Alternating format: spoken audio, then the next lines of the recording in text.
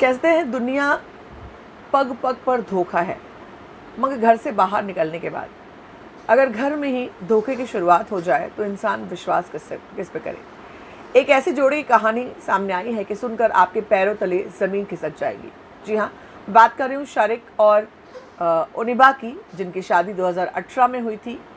एक सामान्य दंपति की तरह खुशनुमा ज़िंदगी बिता रहे थे वो, मगर उनके अपनों ने इतना बुरा धोखा उनके हाथ दिया है कि एक सबक के तौर पर सभी लोग इसे याद रखेंगे। उन लोगों की शादी के बाद वो लोग हनीमून पर नहीं जा पाए क्योंकि व्यस्त थे नौकरी और घर को संभालने में। ओनिबा इसी बीच 2019 में प्रेग्नेंट हो गई। 2-3 महीने की प्रेगनेंसी थी उसकी, और उनकी चाची तबस्सुम नाम की उनकी एक चाची हैं जो बार बार जोड़े को हनीमून पर जाने की सलाह दे रही थी, मगर जोड़ा टालता जा रहा था। मगर अचानक 2019 में उन्होंने आकर कहा कि जुलाई में कि आपको जो है मैंने आपके लिए पैकेज ले लिया है हनीमून का और आपको जाना होगा। अगर आप नहीं जाएंगे, जब इन्होंने आनाकानी की, इन्होंने कहा कि नहीं हम नहीं जाएंगे, तो चाची ने कहा कि पूरा पैकेज वेस्ट हो जाएगा, मैंने होटल बुकिंग कर दी है, बाकी तमाम चीज़ें कर दी हैं, अगर आप नहीं गए तो सब कुछ वेस्ट हो जाएगा। एक आम परिवार के कपल की तरह इन लोगों ने, शारिक और ओनिबा ने सोचा कि हाँ ये सही कह रही हैं चाची, और उन्होंने वो गए। अब इससे पहला झोल आया जहाँ मुंबई की जगह इन्हें बेंगलोर से फ़्लाइट पकड़ने के लिए कहा गया। वहाँ पर एक होटल में रखा और होटल में चाची तबस्सुम ने एक बैग उनको दिया, जो बैग उन्हें जब शारिक को शक हुआ तो उन्होंने कहा, शारिक को तबस्सुम ने कहा, चाची ने कहा कि इसमें जर्दा है जो कि देना है दोहा में, वहाँ पर कतर में, क्योंकि वहाँ पर ये नहीं मिलता, इसलिए यहाँ से रिश्तेदार के लिए भिजवा देंगे। वो लोग वो बैग लेकर चले गए। दोहा इंटरनेशनल एयरपोर्ट पर उनके सारे बैग इमिग्रेशन में पास हो गए, चेकिंग में चले गए, क्लियर हो गए, मगर जो बैग तबस्सुम ने दिया था वो बैग अटक गया। जब वो बैग खुला तो सफ़ेदी छा गई। बैग के अंदर भी सफ़ेदी थी और चेहरों पर भी सफ़ेदी थी। बैग के अंदर 4 किलो चरस पाई गई और ओनिबा और शारिक के पैरों तले ज़मीन खिसक गई कि उनकी चाची, अपनी सगी चाची, उनसे धोखा कर सकती हैं। ओनिबा के पिता ने जाकर के संपर्क किया, पुलिस को बताया, ये बताया कि एनसीबी के बड़े अधिकारियों से बताया कि 27 सितंबर को मुलाकात की 2019 में, और कहा कि ये पूरा कारनामा जो है तबस्सुम और उनके साथ काम करने वाले निज़ाम कारा का है। तो पिता ने दंपत्ति के निर्दोष होने की एक ऑडियो क्लिप भी दी। उसके बाद एनसीबी ने तबस्सुम और निज़ाम के खिलाफ ट्रैप बिछाया और 22 दिसंबर को दोनों को नागपाड़ा से गिरफ्तार किया। दोनों के पास 13 ग्राम कोकीन जब्त की गई और 26 फरवरी को एनसीबी ने और भी लोगों को पकड़ा। बहरहाल इस वक्त निज़ाम और उनकी पत्नी दोनों जन जो हैं पुलिस के कब्ज़े में हैं, और फ़िलहाल एनसीबी कूटनीतिक तरीके से प्रयास कर रही है कि कैसे लाया जाए उनको यहाँ पर, वहाँ सरकार से बात करके यहाँ पर लाया जाए। पहले सुनिए एनसीबी के चीफ केपीएस।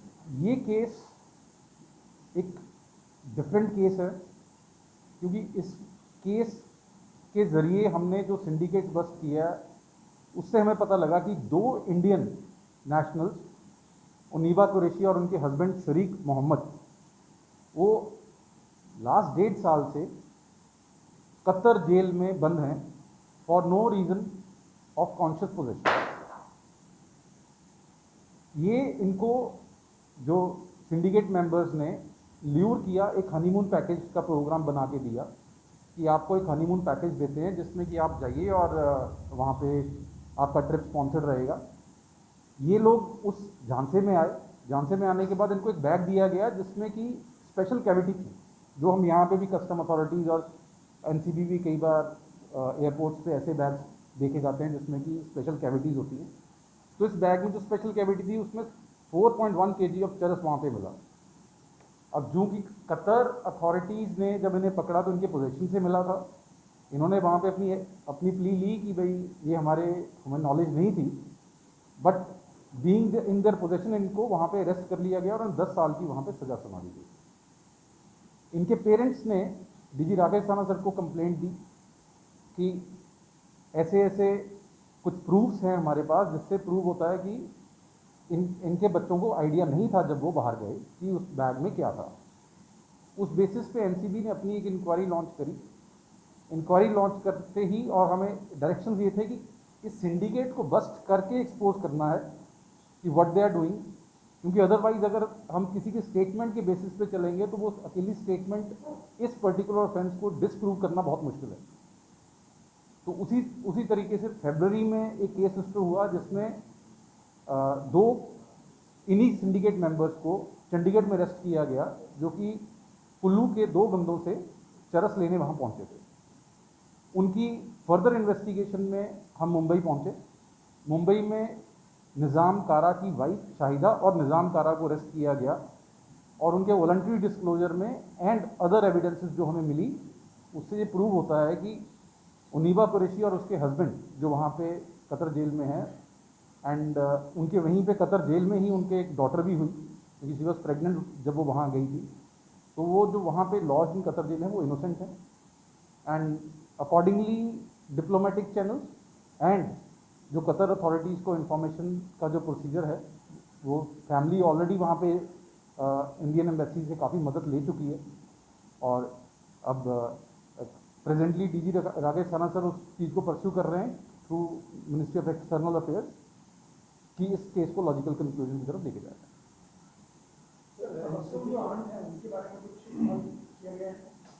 देखिए, हमने जो सिंडिकेट बस्ट किया है वो एक सीजर बेस्ड है। हमारी इन्वेस्टिगेशन सीजर की है। तबस्सुम का भी स्टेटमेंट इसमें होगा। सीजर के बेसिस पे उस सीजर का सोर्स क्या था और डेस्टिनेशन क्या थी, उसी में हमने लिंक में ये सारी चीज़ें प्रूव करेंगी। तो पहला मोटिव ये रहेगा कि इस चीज़ को डिसप्रूव किया जाए कि उनके पास कॉन्शियस पोजेशन थी। सेकंड, इन्होंने कंप्लेंट मुंबई पुलिस को भी दी थी। मुंबई पुलिस ने 13 ग्राम कोकेन में तबस्सुम को और उसको अरेस्ट किया था और इनकी स्टेटमेंट भी ली थी। तो legally we are evaluating that कि we are taking documents Mumbai police also. Mumbai police से भी डॉक्यूमेंट्स लिए गए हैं और both the agencies are working in tandem and we are looking forward कि इस केस को लॉजिकल कंक्लूजन दिया। तबस्सुम अभी जेल पे है, मुंबई वाले केस में जेल पे। निज़ाम हमारे केस में अरेस्टेड है, मुंबई पुलिस के केस में जेल पे है। जब उसको बेल मिला उसके बाद ही हमने उसको ट्रैक करके अरेस्ट किया। ये सारी चीज़ें डिप्लोमेटिक चैनल एक्सचेंज के अंडर जो भी हमारी तरफ से रिक्वायरमेंट होगी वील बी डूइंग, और जो मिनिस्ट्री ऑफ एक्सटर्नल अफेयर्स की रिक्वायरमेंट होगी देगी। इन्होंने बताया कि कतर में ऐसे बहुत से जोड़े हैं जो इसमें से फंसाए गए, तो इस तरह की बातें क्या एनसीबी के भी ध्यान में आई है उस तरह की? देखिए, एज ऑफ नाउ हमारे पास यही इंफॉर्मेशन है जिस पे हम काम कर रहे हैं as NCB, as an agency. But अगर कोई इंफॉर्मेशन, क्रेडिबल इंफॉर्मेशन मिलती है तो will be reacting on that appropriately.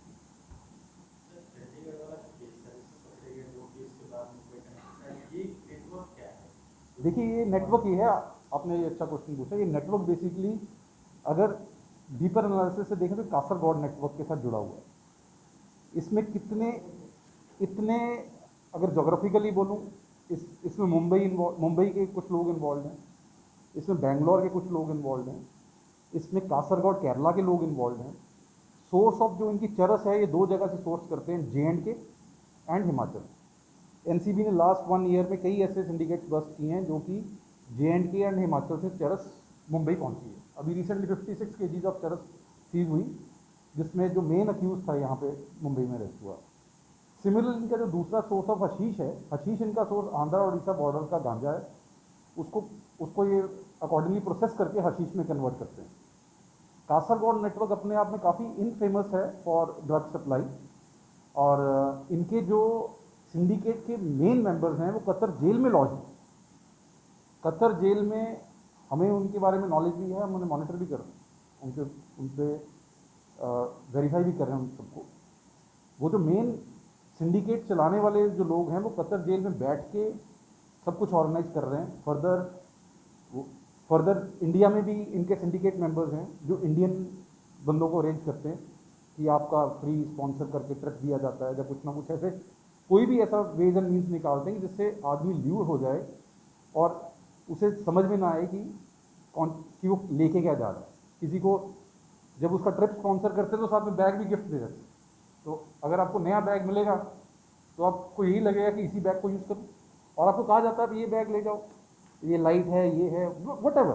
तो वन वेज और द अदर उनका टारगेट ये रहता है कि कैसे इस, हमारी पार्लेंस में कहा जाता है, जो नॉर्मली आप लोग कहते हो, कैसे एक इनोसेंट बंदे को यहाँ से भेजा जाए उसकी अनकॉन्शियस पोजीशन से, और अगर कोई और डिटेल्स कतर अथॉरिटीज़ से जहाँ वहाँ पे लॉ जो इंडियंस हैं अगर उनके पास प्रूफ है, accordingly action will be taken. Sir Bangalore से ये लोग गए, बैंगलोर से एयरपोर्ट से निकल गए, वहाँ पे कुछ चेकिंग है इस तरीके से नहीं है कि वहाँ पे निकल गए, वहाँ पे कुछ चेकिंग नहीं करेंगे। देखिए डिटेक्शन ऑफ कॉन्ट्राबैंड प्राइमरीली अगर आप देखें तो एट डेस्टिनेशन होता है, उसका रीज़न है यहाँ चेक इन टाइम पे आपके पास जितना टाइम मिलता है एयरपोर्ट अथॉरिटीज़ को, वो फ्लाइट को डिले करने के रीज़न से कई बार मीन्स कि वो चेक इन वो जो विंडो होता है कम होता है।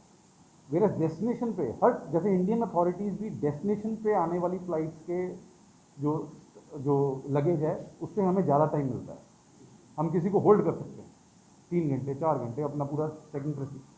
वही अगर आपको प्रिलिमिनरी इन्वेस्टिगेशन में कुछ नहीं मिलता तो यू कैन नॉट होल्ड, आप किसी की फ्लाइट मिस नहीं करवा सकते। तो प्राइम फोकस ऑफ एजेंसीज है कि जब डेस्टिनेशन की तरफ को आता है तो तब एक्स्ट्रा कॉशियसली हर चीज़ को चेक किया जाता है। बैंगलोर से मेरे विश्वास से मुंबई से क्यों नहीं भेजा, बैंगलोर से क्यों नहीं, कुछ जांच में कर मैं वही बता रहा हूँ, ये जो नेटवर्क है ये नेटवर्क इनफेमसली कासरगोड नेटवर्क के साथ जुड़ा हुआ है। कासरगोड नेटवर्क का जो एरिया ऑफ ऑपरेशन है वो साउथ इंडिया है, केरला, बेंगलोर, आंध्रा उड़ीसा से लाया हुआ गांजा, ये सब जो उनका जैसे कहते हैं एपी सेंटर इज साउथ। और दूसरी बात क्या है कि उन्होंने उस टाइम वहाँ से क्यों भेजा, ये is a part of investigation. क्या ऐसा रीज़न रहा हो जहाँ उनके पास जो कॉन्ट्राबैंड था वहाँ था, मुंबई नहीं था, rather than shifting their contraband to Mumbai they shifted the people to Bangalore. तो वो रीज़न सारे इन्वेस्टिगेशन में दिखे हैं। इस मामले में एनसीबी की अपनी क्या फाइंडिंग है? एनसीबी की अपनी इस मामले अच्छा, हमारी finding as per as their involvement is concern, हम ये अपनी इन्वेस्टिगेशन में काफ़ी हद तक क्लियर हैं कि देवर इनोसेंट, देवर नॉट अवेयर। और उसमें जो हमें कॉरोबरेटिव एविडेंस मिली, जब इनके फादर वहाँ गए, वहाँ से फ़ोन लेके आए, लकीली उस फ़ोन में सारी रिकॉर्डिंग्स हैं about each and every step जो तबस्सुम ने इन्हें कहा। क्योंकि अगर किसी को कॉन्शियस नॉलेज होगी तो क्वेश्चंस वो नहीं होंगे जो नॉन नॉलेजेबल बंदे को होंगे। अगर आप ये पूछ रहे हो कि गोल्ड, इसमें गोल्ड तो नहीं है, इसमें है क्या, और अगर उस पर आपको आता है कि इसमें मानिकचंद का जर्दा है, तो दैट क्लियरली शोज कि कहीं ना कहीं उसे कुछ भी पता नहीं था। नहीं तो कोई क्वेरी बदल जाती है, आदमी ये कहता है कि मैं फंस तो नहीं जाऊंगा, उसके दो क्वेरीज हैं, मैं इसमें क्या है, मैं फंस तो नहीं जाऊंगा, तो आदमी एक्सप्लेन करता है इसमें ऐसा कुछ भी नहीं है जिससे आप फंस जाओगे। बट अगर आदमी ये पूछे कि मैं फंस तो नहीं जाऊंगा, मतलब उसे कॉन्शियस, तो ये जब आप कॉन्टेक्चुअली उस रिकॉर्डिंग को सुने तो क्लैरिटी है कि उन्हें नॉलेज नहीं। तो ये एक ऐसी खबर जो हमेशा सबक के तौर पर याद की जाएगी। आप जानते हैं सबसे बड़ा चौंकाने वाला मुद्दा क्या है? ओनिबा ने अपने छोटे बच्चे को जन्म जेल में दिया। वो बच्चा जो बेहतर ज़िंदगी की क्षमता, किस्मत रखता था, उसको उसका हक था, उसको जेल में पैदा होना पड़ा। और ये सिर्फ एक रिश्तेदार जिस पर आप अंधा विश्वास करते हैं, उसके धोखे की कहानी है, उसके धोखे की दास्तान है। क्या कहेंगे आप? अगली बार जब भी कोई आपको कहीं जाने और कोई सामान ले जाने के लिए कहे, 2 बार ज़रूर सोचिएगा। बने रहे देसी भारत के साथ, खबरों का सिलसिला लगातार जारी है।